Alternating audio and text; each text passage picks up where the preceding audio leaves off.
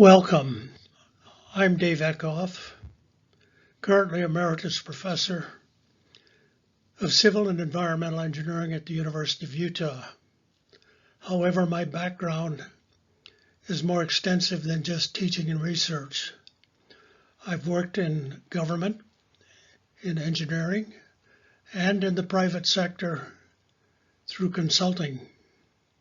Therefore, I feel that because most of my work has been in the field of water systems, that I am qualified to give you my opinions and conclusions regarding the Lake Powell pipeline.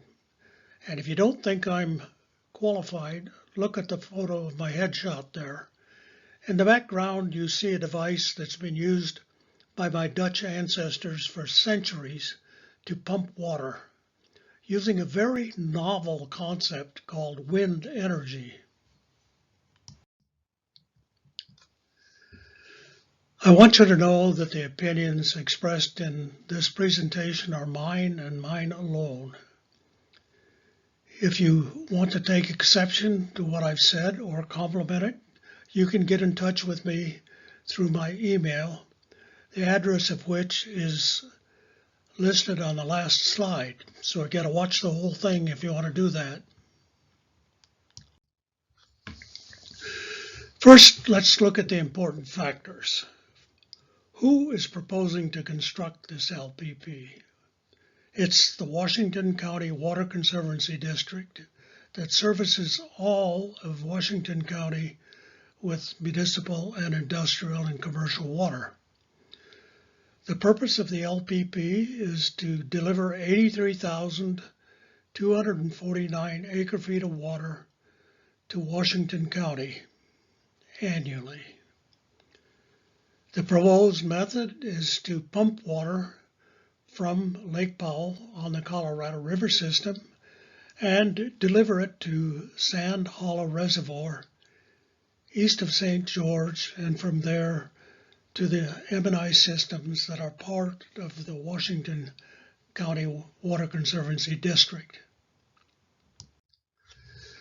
This is a map of the system, which I realize is pretty complex, but let's start over on the right-hand side or in Lake Powell. You see the green line emanating northwest from Lake Powell? That's the pipeline as it leaves the pump station along US 89, up and over Coxcomb Ridge, thence to the high point, which is just east of Kanab.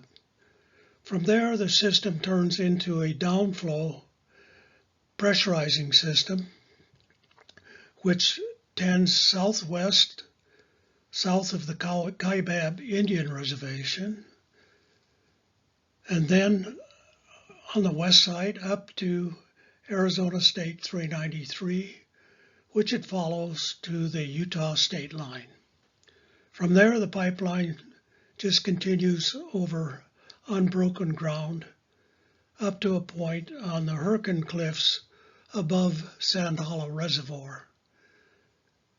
A hydropower station will be built at the base of the cliffs to generate electricity from this water flow.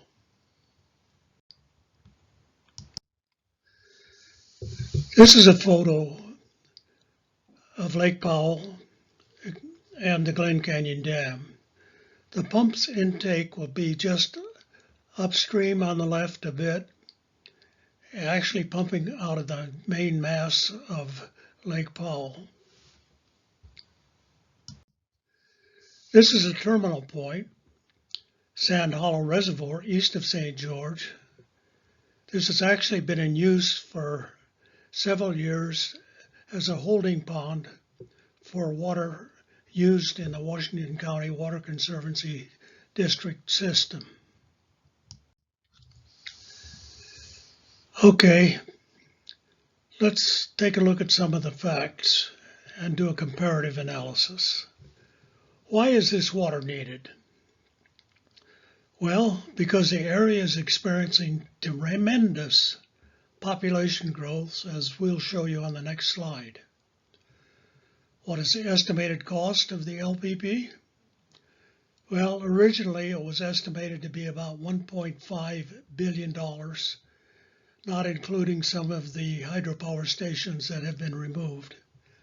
We know in the future this might change somewhat, but it's a good point of beginning. The Washington County Water Conservancy District has developed a plan wherein the district's water users and new developments will pay with state backup for financial security. Utah has remaining rights in the Colorado system based on the Colorado River Compact and its amendments. Okay, folks, here it is. Explosive population growth. These estimates were prepared by what I believe to be the most qualified organization in the state, the Kem Gardner Policy Institute at the University of Utah. The first point on the left at 2015 is fact. The rest are estimates or projections. Perhaps the most important is the one for the year 2065, which is for 509,000 people in Washington County.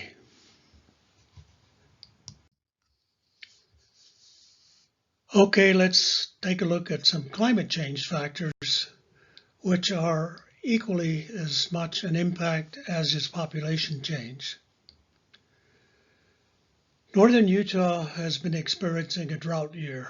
As of November 1st this year, our precipitation was only 60% of normal. Southern Utah has likewise experienced extreme drought conditions with almost no precipitation this year, which predicts reduced future local water supplies for them. Secondly, Colorado River flows have been declining for the last 2 decades, and opponents claim this is a reason not to support the Lake Powell project. But Utah has remaining Colorado River allocations. Some states have already used their full allocation. Utah has not. And Utah would not have to bear the burden of absorbing all river flow declines. The compact and its amendments provide for proportional reductions of diversions by all the compact states.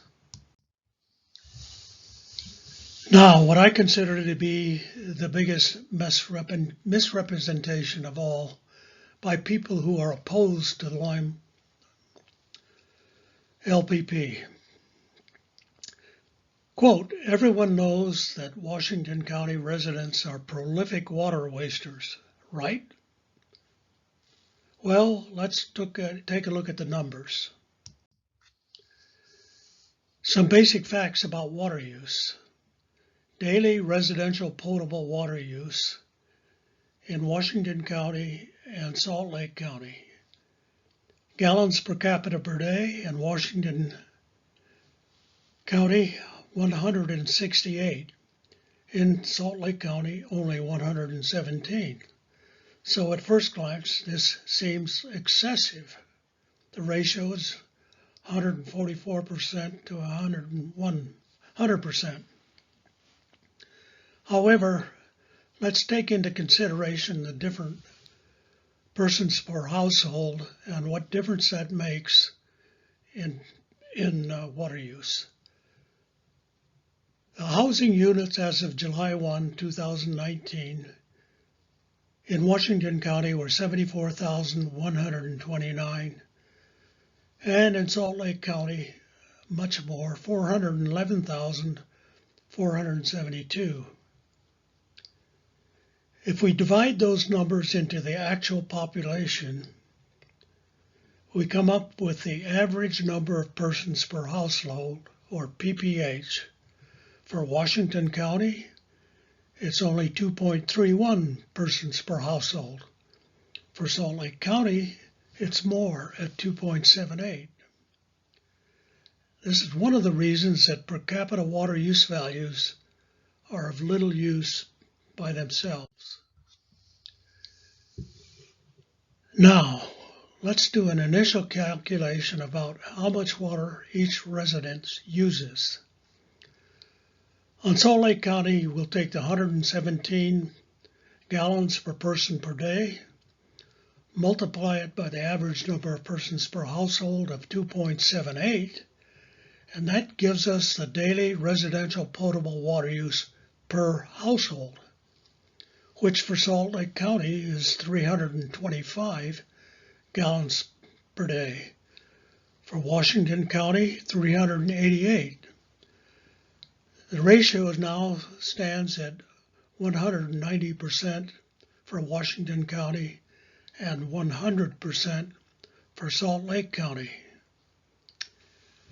You know what? This is a perspective that isn't often mentioned, but it's really very important.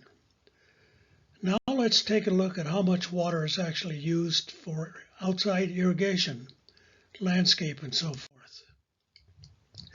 Using the same numbers before, we end up with the following, assuming that the indoor use is 50 gallons per person per day. Those numbers for inside use are 115 gallons per day for Washington County and 139 gallons per day for Salt Lake County. If we then translate them into potable outdoor water use by subtracting indoor use from the total, we end up with the two following numbers. For Washington County, 272 gallons per day per household for outside water use.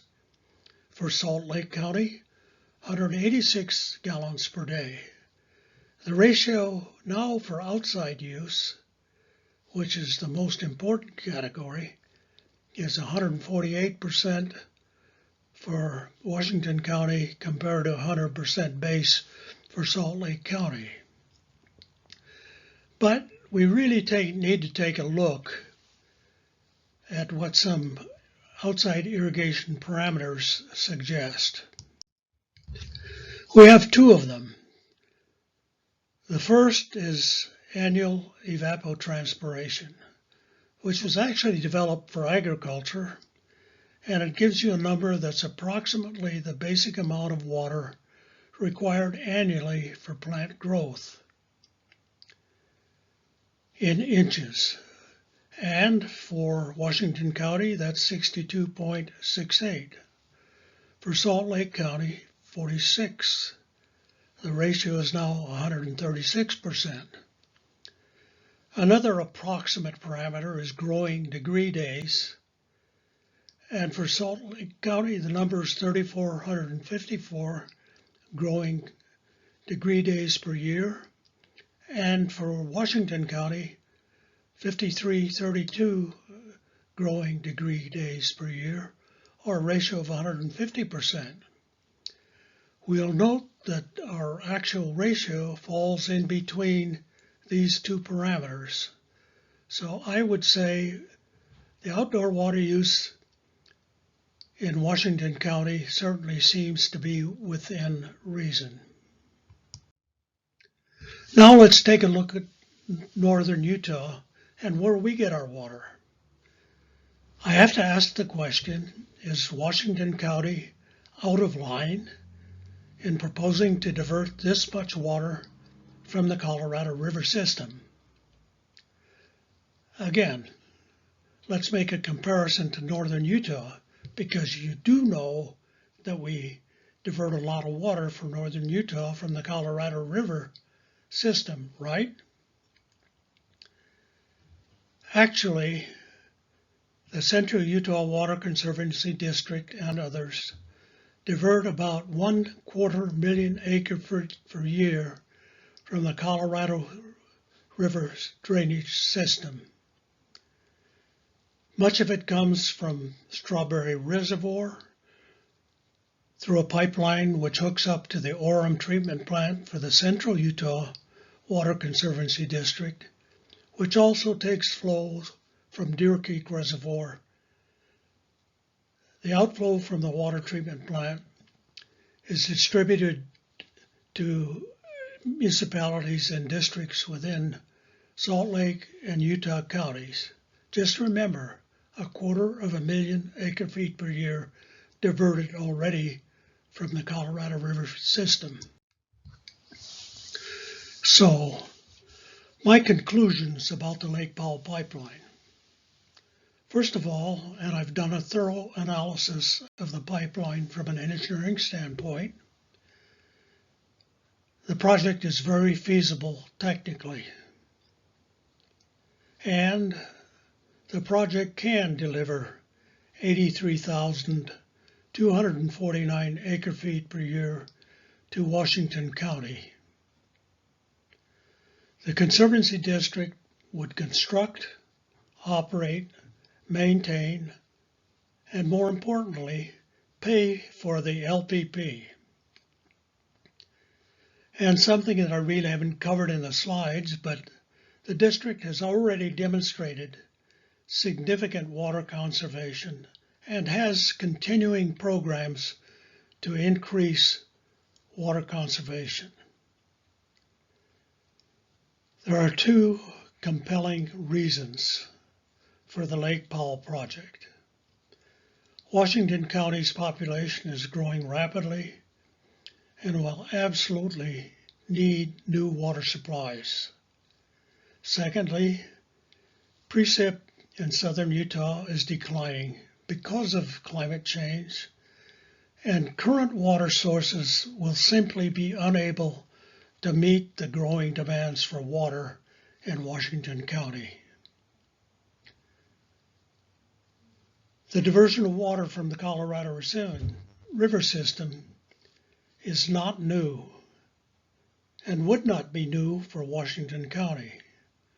A quantity of nearly 250,000 acre-feet per year is already diverted to Utah and Salt Lake counties in the north. Finding: reductions in source quantity of the Colorado River would be shared by all compact states, and Utah's remaining rights are not in jeopardy. Thank you for allowing me to share my conclusions and reasoning concerning the Lake Powell pipeline. My email is dekoff@xmission.com, and for those of you who would like to contact me with your own opinions, or better yet, for support, just use that email address. And finally, the picture of me shows, well, I'm quite good, but I can't quite fill the shoes of my Dutch ancestors. See you later.